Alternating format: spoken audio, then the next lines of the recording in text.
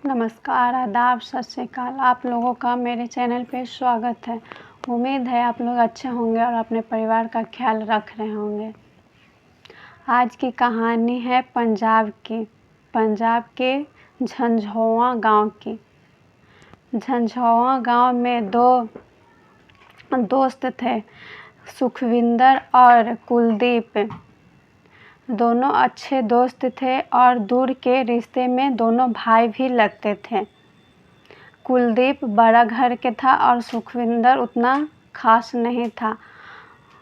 कुलदीप के परिवार में सब लोग थे, पिताजी, भाई, 2 भाई था, कुलदीप की पत्नी, सभी लोग अच्छे से रहते थे। झंझोआ गांव में कुलदीप का पक्का का मकान था और पिताजी गुरुद्वारे में रहते थे और सबकी मदद करते थे, ज़रूरतमंदों को मदद करते थे। कुलदीप के छोटे भाई का नाम अंग्रेज सिंह तथा उससे छोटे भाई का नाम रंजीत सिंह था। रंजीत सिंह थोड़ा मंदबुद्धि के था। वो गुरुद्वारे में ही रहता था, अपना जीवन बिताता था अपने पिताजी के साथ ही। और अंग्रेज सिंह जैसा दिखता था वैसा नहीं था। वो चालाक और चतुर दिमाग के था। कुलदीप और सुखविंदर एक दिन खेतों में काम करने गए।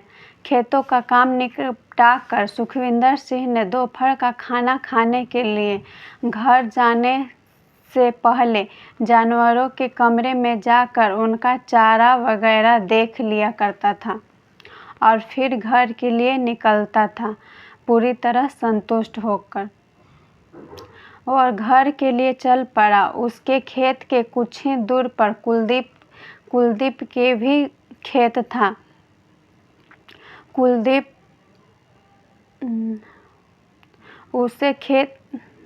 गांव जाने का रास्ता उसके खेत से था, इसीलिए उसने सोचा कि वह उसे भी पूछ ले, कुलदीप को भी पूछ ले। अगर वो भी घर चल रहा हो तो दोनों साथ साथ बातचीत करते चले जाएंगे। यही सोचकर सुखविंदर खेतों से बने कुलदीप के नलकूपों वाले कमरे की ओर बढ़ा। जैसे ही वह नलकूप की टंकी के पास पहुंचा, उसके पैर जहां थे वहीं रुक गए। उसका शरीर कांप उठा और मारे डर के उसका चेहरा पीला पड़ गया। एकाएक उसके मुंह से कोई आवाज़ नहीं निकली। नलकूप वाले कमरे के दरवाजे के ठीक बीचों बीच कुलदीप सिंह की लहूलुहान लाश पड़ी थी। उसके सिर पर तथा पेट और शरीर के अन्य अंगों से खून बाहर निकल रहा था। कुलदीप को उस हालत में देखकर सुखविंदर घबरा गया। उसे कुछ नहीं सूझा तो वह तेजी से दौड़कर गांव की ओर भागा। गांव पहुंचकर सीधे वह कुलदीप के घर पहुंचा और एक ही सांस में उसकी पत्नी, कुलदीप की पत्नी करमजीत कौर को पूरी बात बता दी। संयोग से उस समय करमजीत कौर का भाई रछपाल सिंह भी बहन से मिलने आया था। सुखविंदर की बात सुनकर करमजीत कौर, भाई रछपाल, सुखविंदर और गांव के कुछ अन्य लोग खेतों की ओर भागे। नलकूप पर इन लोगों ने जो देखा, सबकी सांसें अटकी की अटकी रह गई, आँख फटी की फटी रह गई। करमजीत तो रो रो कर पूरा हाल कर ली और सुखविंदर के पर ही गिर पड़ी। कुछ लोगों ने कुलदीप की नारी देखी तो वह पता चला कि वह मर चुका है। तुरंत इस बात की जानकारी पुलिस को दी गई। यह घटना 9 सितंबर 2015 की है। हत्या की सूचना मिलते ही थाना सुल्तानपुर थाना प्रभारी इंस्पेक्टर हरप्रीत सिंह घटना स्थल पर पहुंच गए। सुखविंदर का लाश देखकर उन्होंने जांच पड़ताल किया।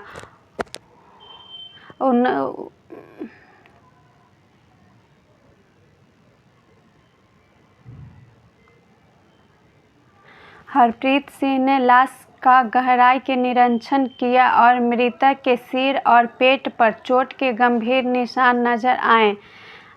शायद वो तेज धार वाले हथियार से किए गए थे।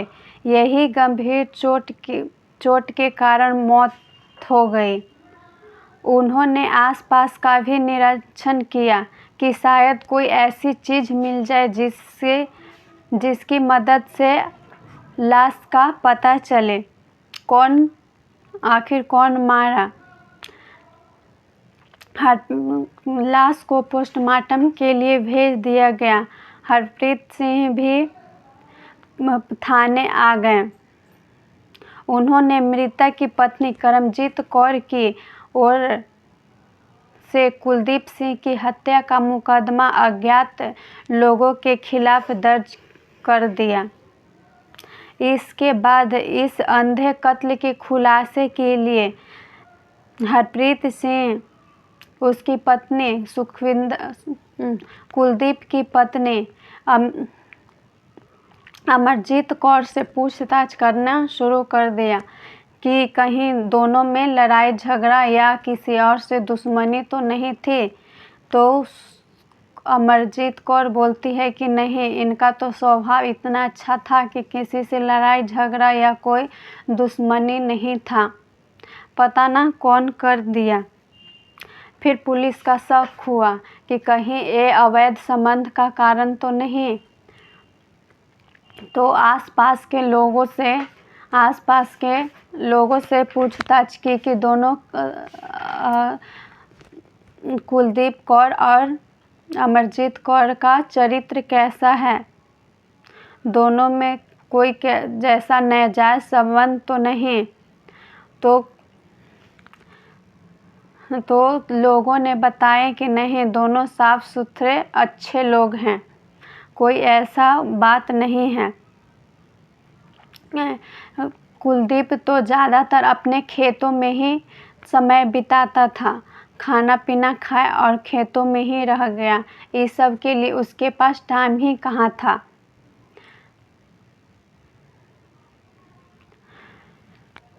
फिर पुलिस आसपास के गांव में भी पूछताछ किया कि कैसा लोग था कुलदीप।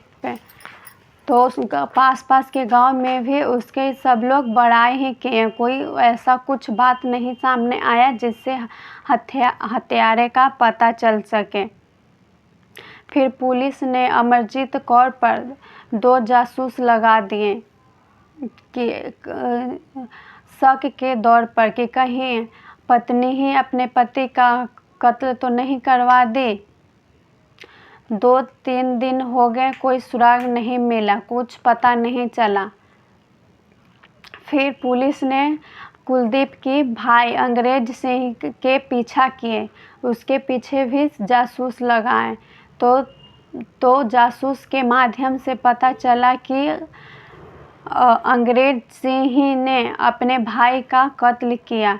फिर पुलिस ने अंग्रेज सिंह को थाने बुलाया और पूछताछ किया। बाकी सब मुजरिमों की तरह वो भी इनकार कर रहा था कि हम हत्यारे नहीं हैं, हम खूनी नहीं हैं, हम अपने भाई का खून नहीं किए हैं।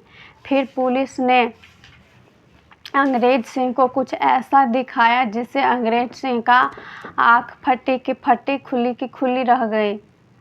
फिर वह देखकर अंग्रेज सिंह ने अपना गुनाह कबूल कर लिया और फिर सारी घटना बताया कि वो कैसे अपने भाई को मारा है। दरअसल अंग्रेज सिंह एक दिन बगीचे में अपने दोस्तों के साथ बैठा हुआ था, तो अपने दोस्त से बोल रहा था कि मेरे घर में मेरा कोई वैल्यू नहीं है, कोई मुझे रिस्पेक्ट नहीं करते हैं, न घर में न गांव में। सभी लोग भैया को ही, कुलदीप को ही किसी भी गांव में फंक्शन समारोह होता है तो बुलाते हैं, अच्छा से बैठाते हैं। अब मेरा कोई वैसा कुछ अथी नहीं है। तो अंग्रेज सिंह का दोस्त बोलता है कि क्यों नहीं तुम अपने भाई की हत्या कर देते हो। तो अंग्रेज सिंह बोलता है, ये क्या बोल रहे हो, ऐसा हो सकता है? तो दोस्त बोलता है कि क्यों नहीं, तुम्हारी नज़र कब से भाभी पर है, पर भाभी तुमको हाथ भी नहीं डालने देते हैं। अगर तुम अपने भाई की हत्या कर दो तो भाभी भी तुम्हारी या भाई के जायदाद खेती भी तुम्हारे। एक तुम्हारे छोटा भाई, वो तो मंद बुद्धि का ही है, तो सारा चीज़ तुम्हारा ही होगा। यह सोचकर अंग्रेज सिंह भी मान जाता है और प्लानिंग करने लगता है। कितने बार अपने भाई को मारने का प्लानिंग किया पर वो बच जाता था। कभी नलकूप का तार छोड़वा देता था, नंगे छोड़ देता था, तो कभी कुएं के पटरे हटा दिया करता था, या तो पतला पटरा रख दिया करता था। पर कुलदीप देख लिया करता था, नज़र में आ जाता था कुलदीप के, तो वह हटा दिया करता था या ठीक कर दिया करता था। फिर सब लोग दोस्त और अंग्रेज से परेशान हो गया। फिर इन्होंने एक प्लानिंग बनाया किसी और से हत्या कराने के लिए और उसको 2 लाख रुपए देने का भी वादा किया था।